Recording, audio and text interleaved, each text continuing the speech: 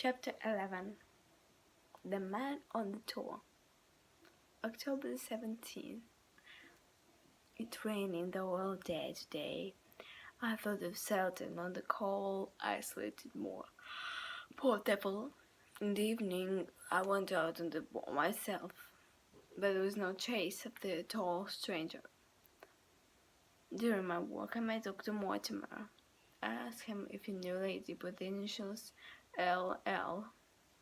He mentioned Laura Lyons, who lived in Coombe Tracy.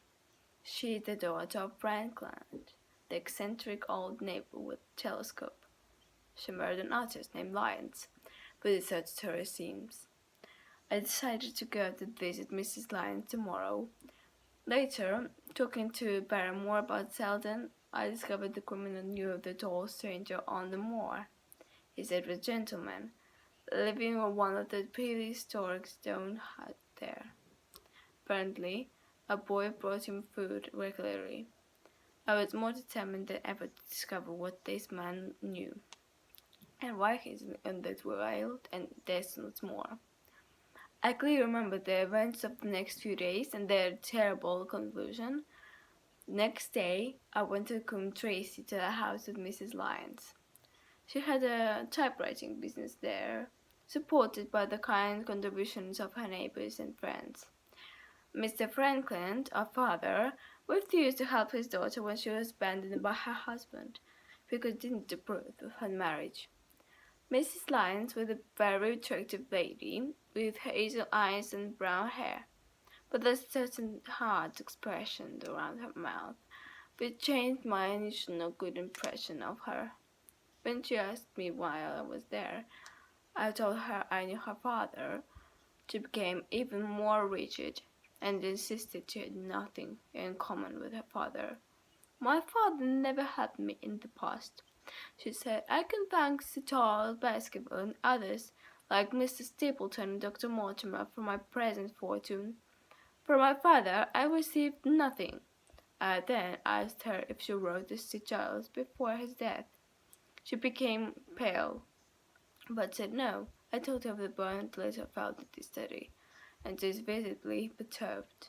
Yes, I did write to him, she admitted finally. I want to see Selb again, at the possibility of being free from the persecution of my husband. I heard Sir Charles was going to London the next day for some months. I needed to see him urgently before he left, so I've arranged a meeting at 10 o'clock that night. What happened?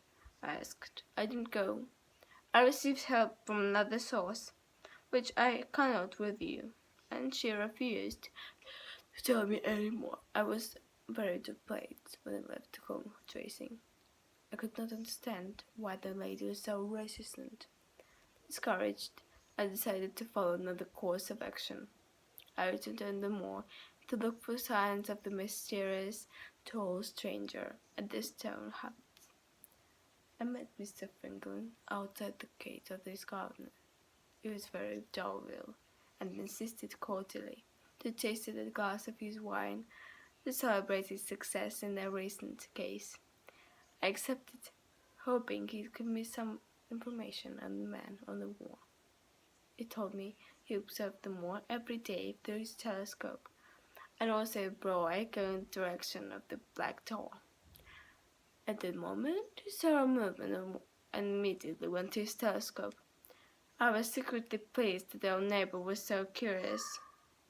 We saw a small boy with a basket of food, going slowly up the hill.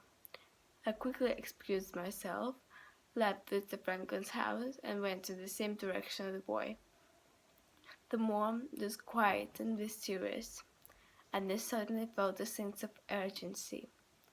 Once over the hill, I didn't see the boy, but there in front of me was a group of stone huts. One of them still had a roof, which could give shelter against the weather. I threw him a cigarette and approached it very carefully, with my pistol in my hand. I looked inside. The place was empty, but there were signs of life: some blankets, ashes of a fire, and some cooking utensils. I smelled tobacco smoke in the air. In the middle of the room, a flat stone served as a table. On it was the basket containing bread and tins of food. There was also a note with these words written on it: Dr. Watson is encouraging our tourist. Whoever is this mysterious stranger spying on me? It is terribly cold and uncomfortable in this house. Why is this determination to stay there so strong? I decided to wait and face him, whatever the consequences. I sat down patiently in the dark corner, my hand touching my pistol under my jacket. At last I heard him. Footsteps came nearer. I had my pistol, ready to defend myself. The steps stopped for a long moment, then started again. A shadow fell across the opening of the house. "It is a lovely evening weather, Watson," said a familiar voice. "Why don't you come outside?